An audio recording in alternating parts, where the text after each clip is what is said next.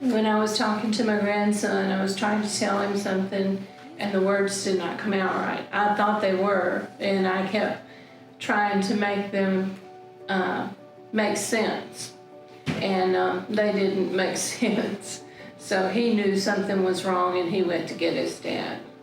My son came in and took one look at me and called an ambulance right away, and they came in to get me, and it was all done in record time.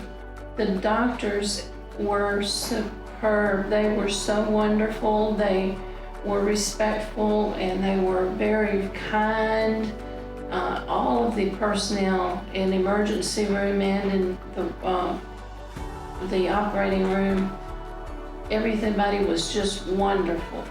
I couldn't have asked to be taken care of any better. Linda Keller's story is one of many very powerful stories that you'll hear about stroke patients who have undergone thrombectomy. She was paralyzed on the right dominant side of her body. She was unable to speak and she was unable to understand. It would be the most disabling and devastating stroke that a person could unfortunately survive.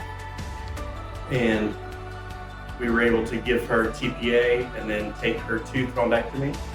And within hours after the thrombectomy, she was speaking again. She was moving the right side of her body very strongly.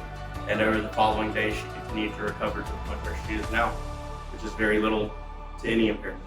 When someone comes into our emergency department with a stroke, we have set up an algorithm of treatment that I like to think of as dominoes falling. As soon as the patient hits the door, it sets off a chain reaction of events that happen in succession very, very fast.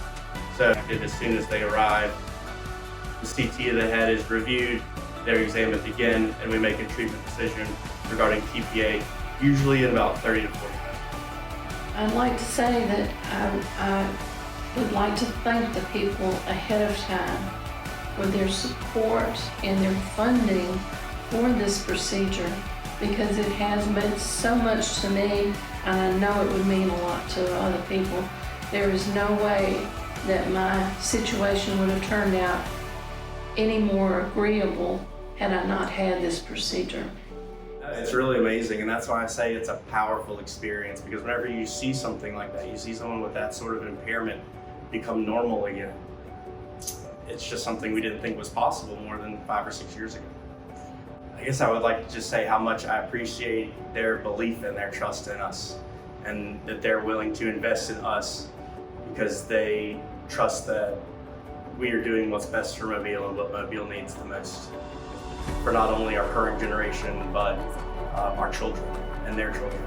I think that this is going to be a building block for a stroke system of care that will serve the city for generations.